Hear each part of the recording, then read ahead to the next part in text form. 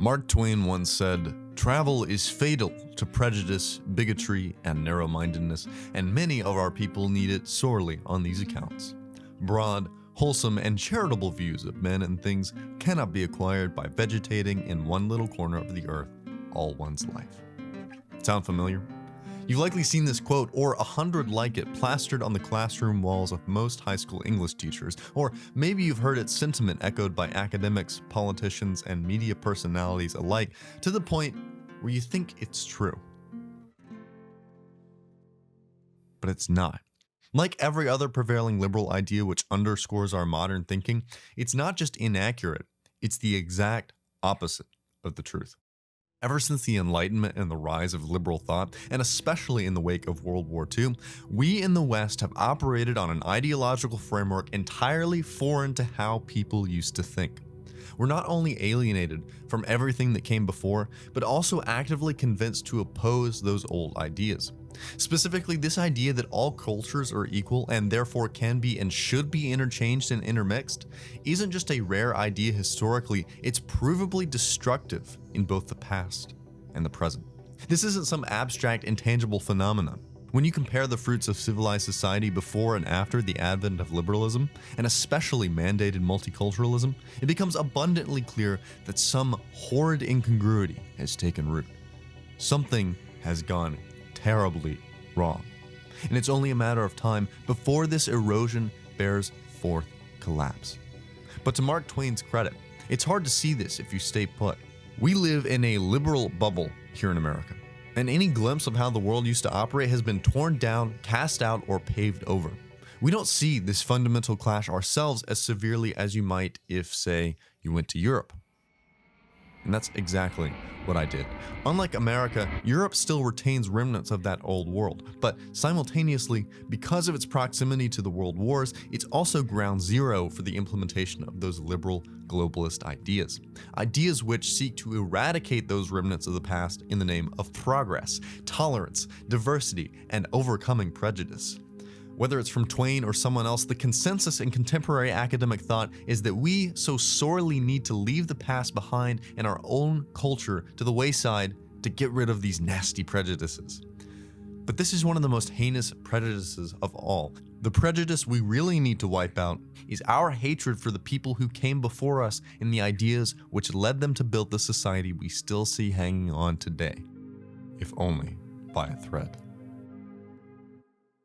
While searching for that Mark Twain quote earlier, I came across a forum post about that same quote. And even though it comes from Reddit of all places, it's on the unpopular opinions page and it doesn't have many upvotes, so that's usually a good sign it's genuinely unpopular, but I digress.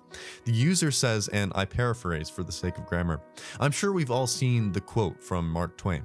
However, I found the opposite to be the case. Growing up, I always abhorred stereotypes, and I hated people who perpetuated them. Then I moved away from home. I found that many of the stereotypes that I rejected at home were true everywhere I went. I had many hostile interactions and witnessed many events that made me angry for a while, and I started to agree with all the stereotypes I had heard growing up. I realized that just because a lot of people in one group do something, it doesn't mean that they are all the same way. I still treat people as individuals, but at the same time, I can no longer deny that the stereotypes I hear are largely based on fact, based on my traveling experience." The Western world is under siege by enforced self-hatred. We are relentlessly dissuaded and increasingly outright disallowed to protect ourselves, preserve our culture, and especially observe the world around us with honesty. People groups have differences. Everyone understands this, and on varying levels, everyone acknowledges this. But it's only those in favor of these differences who are allowed to say anything about it. We are strong because of our differences, and our diversity is deemed safe and correct. But to question this, to observe that differences imply disparities, is backwards and unforgivable. But when has diversity ever been our strength? In what way? In what circumstance? When has diversity ever profited society on any scale? Do marriages benefit from the coupling of a man and a woman whose fundamental ideas about the world differ? What about a business partnership? Can we honestly say that it's better for an honest, hardworking businessman to partner up with one who is lazy, greedy, or cheap instead of a partner of his own ilk who shares his values? Or what of nations? Was Rome more prosperous when it was localized and culturally homogenous, or when it was spread too thin among provinces who had varying ways of looking at the world, whose borders were being overtaken by foreigners who were no longer required to give up their weapons and their leaders in order to assimilate and submit to Roman authority? Those conditions were not what brought strength and unity. They brought disunity, chaos, and collapse. And those in power, who revile all that is beautiful and prosperous, who are actively tearing it all down and rebuilding the world in their wretched image, they need disunity, chaos, and collapse to cement their hold on power for good. They need us to believe in and embrace the lie that is multiculturalism. And for a populace who, for the last 75 years, has been disconnected from the past and insulated with propaganda, the imposition of self-destruction is easy. Our values and standards no longer safeguard us from infiltration, and we're constantly distracted by mindless consumption. Stealing our culture has been, as they say, like stealing candy from a baby. But now the baby couldn't care less so long as he has a screen in his face which tells him that it's good that they're doing away with the candy, actually. Just shut up and let yourself be enriched by all this diversity. Embrace differences, celebrate them, but don't you dare naturally infer that these differences lead to incongruent value systems and undesirable behavioral patterns. Like the guy said on the Reddit forum, stereotypes and generalizations exist for a reason. They are largely true. There are exceptions, but exceptions make the rule. We don't want to accept this because we've been taught to see the world with a very shallow view of culture and identity for the sake of watering down our own culture and identity so that it can be overtaken by dominant ones against whom we have let down our guard. Stereotyping, snap judgments, and generalizations are what helped our ancestors to handle and assess the unknown, not with blind fear, but in prudent observation and responsible protection for what is already ours to safeguard. For some, that may sound harsh, mean, or unfair, but these ideas directly led to the building of great civilizations, and their evaporation has directly contributed to their downfall. Would you rather be called mean for protecting yourself, or would you rather be called tolerant while your culture and people are being genocided? Multiculturalism is a lie sold to us under the false pretense of charity, which we call being nice. Just be a good person, be nice to others. Niceness is no virtue, and in practice, it is simply the act of rolling over into agreeable passivity. But I love our civilization far too much to defer to niceness. I love our people far too much to roll over while we're under attack, and I love other people enough to hold them accountable for their actions in spite of themselves. It's not loving to forsake protecting your family, nor is it loving to dishonestly overlook reality. In regards to stereotyping, hear what Paul writes in Titus 1:12 about certain inhabitants of Crete. One of them, a prophet of their own, said, "Cretans are always liars, evil beasts, and lazy gluttons." The soft, pacified, multicultural American Christian might anticipate Paul's next words to read something to the effect of, "But that's a mean thing to say about those people. After all, we have to love our neighbor, which includes people who are not actually our neighbor, for whom you must willfully ignore how their culture and values differ from what we know to be right, and even invite them into our nations and homes without a second thought." But instead, verse 13 says, "This testimony is true."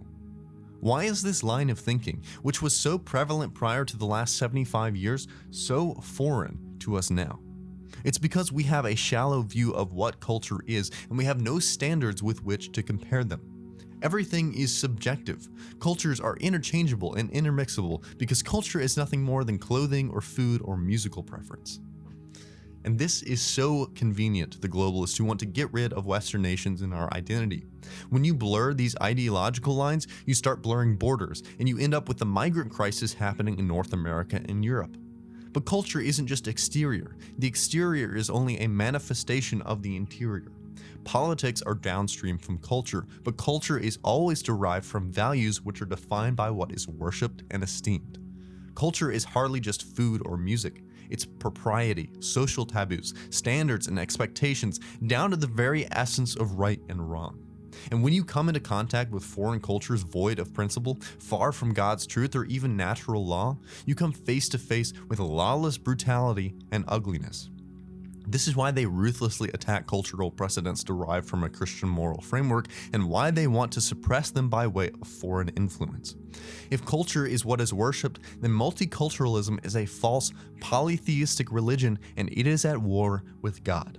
That's why everything has to be ugly. That's why borders have to disappear. That's why dissenters have to be ostracized and punished, because these seemingly unimportant cultural changes are small fractures which fissure into destructive divides.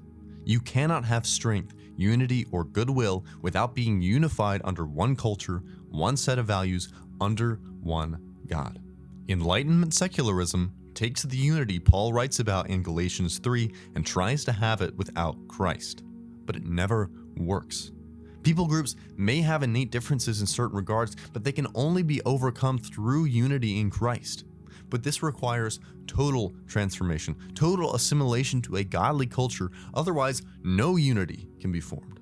Paul goes on to say in his letter to Titus that in response to these stereotypical behaviors he described, therefore rebuke them harshly, that they may be sound in the faith, not giving heed to Jewish fables and commandments of men who turn from the truth. This is within the context of church authority, but its principle is certainly not limited to that. When you have certain types of people whose cultural values do not share the same expectations of decorum, beauty, civility, and righteousness, they should be rebuked, expected to change, or they ought not have any place in our society. This was very standard procedure for nations with any desire to preserve themselves, because they knew that without the expectation of moral, cultural unity, they would fall. E pluribus unum doesn't mean a melting pot. It means a brick mold where our impurities and incompatibilities are stripped away so that something greater can be built together. But instead, we just throw everything into the mix and end up with a reactive, corrosive sludge. Incompatibility breeds violence. When you force two things together that don't fit, something always snaps. We've seen this in America, especially in the summer of 2020, when a criminal with a violent record overdosed on fentanyl while being arrested for counterfeit theft was elevated to sainthood, and violent looting and thuggery were permitted en masse with no serious repercussions. And we've been seeing activity like this since the civil rights movement, where communist interlopers called for riots and justified murder for the sake of pushing their agenda. We just saw this in France only months ago when a justified neutralization of a violent criminal sparked an eruption of violent protest. On smaller scales, it's happening everywhere from Stockholm to London, and it has already begun in Italy. Massive waves of migrants are pouring into Italy every day, in some cases even in groups as large as the native population. Many of them are fighting-age men who litter the streets with garbage, sell noisy and distracted plastic trinkets or fake designer products in front of every monument, basilica, or statue you could possibly think of, and they have no respect for anyone or anything around them. If they care so little for the history, tradition, or people of Europe who interrupt them selling fake plastic garbage, if they come all this way to siphon whatever they can off a system more prosperous than where they came from, built by a people far more capable than themselves, what will they do when provoked? What will they do if a cop has to actually enforce the rules? Because, by the way, all of this is illegal, but as the state police explained to me, the local police do nothing about it. And if they get violently agitated and physically aggressive when simply being filmed, as this guy did when he tried to grab my camera but ended up just grabbing me. Don't touch me. No? Don't touch me. Why photo? I can take any photos I want. No catch photo, no problem police. You camera police? You're not gonna call me. Okay. Hey, let go of me. What? What will they do when they're more seriously transgressed? Well, look no further than a small island town called Lampedusa, where a shipment of thousands of migrants, which exceeded even the local population, were just dropped off and expected to be accommodated for. Mere days later, and they are engaged in violent brawls with the police. These people stand in the shadows of a civilization that they could never build themselves, built by a people other than their own, yet they feel entitled to benefit from it, and they become violent when they feel as if they don't, all because they just showed up one day. These aren't aspirational immigrants who love the country they're going to and are willing to adopt its culture and forsake their own. Even if that were the case, we had the wherewithal in the past to put moratoriums on even this kind of immigration for 5 to 10 year spans. These instead are parasites, invaders, and conquerors, and they are tools of the globalist ruling class to suck dry and spoil any cultural, traditional, or moral strong point in the Western world. And like I said, the police do nothing about it. But plenty of their locals complain, rightfully so. Even Reddit users, as liberal as they tend to be, are calling for a border shutdown. Yet all the media outlets label them as bigoted and hateful for being pro-decorum or opposing their own self-destruction. Decorum, by the way, is that standard and expectation we used to have that you behave in public, that you respect monuments and churches, not use them to sell overpriced refilled plastic water bottles. The people who built the civilization these migrants leech off of would have never tolerated this. But their descendants are expected to just go along with the program. All institutional power is opposed to the preservation of anything good. History is rewritten. Art and culture are unraveled in subjective muck. Celebrities and media all push this progressive moralism to sugarcoat the cyanide pills they expect us to swallow. But it's entirely inconsistent, not that most people notice. They say that value judgments, whether it's of art or culture or behavioral patterns, are arbitrary, and ultimately it's all equally valid. What a putrid idea. What a better way to devalue the good than to dilute it with the vile. They complain about cultural appropriation, yet they're actively stealing ours. They decry racism, yet they call the continued existence of white people to be evil. They hate us, and they enjoy saying it openly because they know that the brainwashing is so widespread that no one will care to notice or do anything about it. But my feeling is they should open the border, and just let them pour in, let everybody pour in, and then the answer, which is, well, then there'll be all these problems. Yes, there should be. It shouldn't be so great here, is what I'm saying. Have you seen what the French government commissioned under the Eiffel Tower? It's this tribal-looking mural of black and white figures holding hands around a central embrace of a black man and a white woman, which looks far more like ritualistic domineering consummation than fraternity. But the real kicker is that the same artist that makes this makes nearly identical works depicting the same black men violently killing and raping white women. The same could be said of Kehinde Wiley, if that's his name, the artist who Obama personally chose to do his presidential portrait. He's most known for taking paintings significant to the Western tradition and replacing them with figures of random blacks. But he also dabbles in graphic paintings of blacks decapitating white people. There's no difference in the ideology of these artists, nor the globalist politicians they work for who push multiculturalism and mass immigration. There's simply no difference in the degradation of our culture and violent genocide. These are simply two steps on either end of the timeline. The littlest domino cannot be observed in isolation to the largest. But really, they prefer you not to look at the set at all, because you might follow these things to their logical conclusion. That's why stereotypy and snap judgments and any desire for decorum are not allowed, despite these being very normal ideas and expectations. All of these are necessary for high-trust societies, and to desire that is okay, and to enforce that is moral, so long as it is stipulated by a Christian moral framework, the one that was universal in the West prior to Enlightenment secularism. As John Calvin said, "For delightful to everyone is his native soil, and it is also delightful to dwell among one's own people." And if we decide to ignore this and condemn this, we accept doom. We cannot rekindle the fire of the past if we do not shield it from elements which will inevitably put it out for good.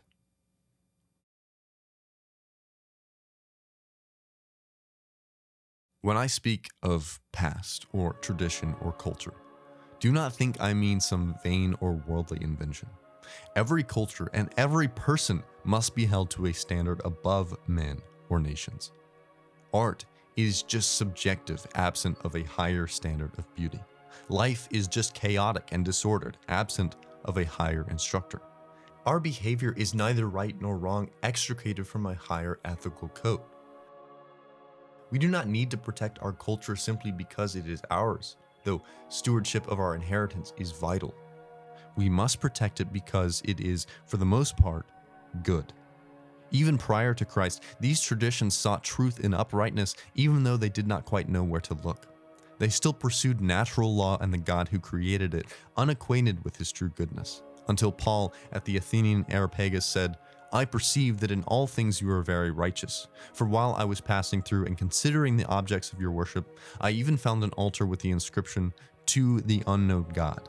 Therefore, the one whom you worship without knowing, him I proclaim to you.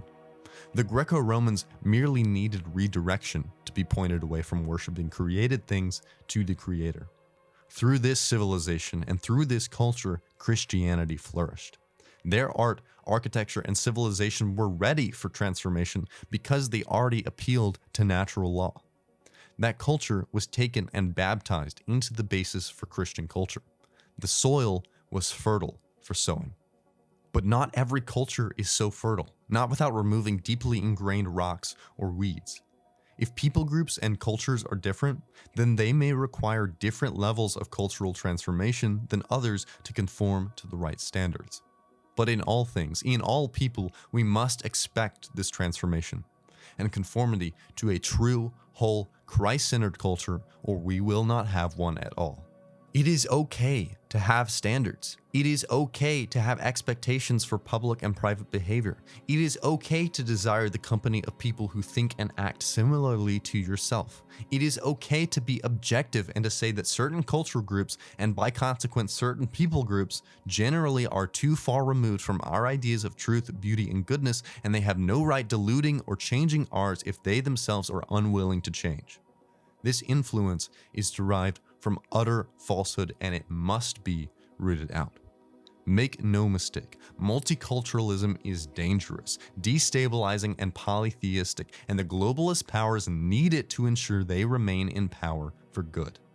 The Great Commission calls us to go out into the nations and preach the gospel, not bring everyone into yours, especially with no expectation for them to convert while your own people and culture vanish. As the church continues to shrink, it's been noted that retention is far more important than conversion. We have a right and a need to pursue what is best for our posterity. We need to have a stronghold. Much of the reason our cultural tradition survives today was because monasteries in the early medieval period kept them in small, safe, isolated, and homogeneous communities. They didn't just let anyone in who fancied to visit because they knew certain people were hostile to what they believed and what they were charged in protecting.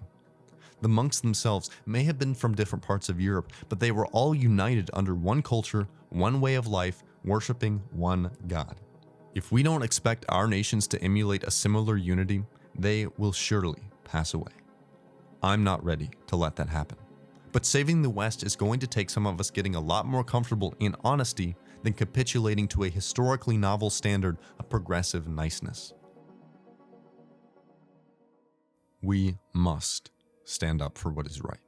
If you believe in the good, the true, and the beautiful, if you believe that our culture is worth preserving, that our progeny worth protecting, and if you believe that the West can be redirected, not merely returning to the past, but continuing it, striving towards a new and viable future, then you must, with all the strength God may grant you, plant your feet on the edge of annihilation, look out into the face of the void, and say, no.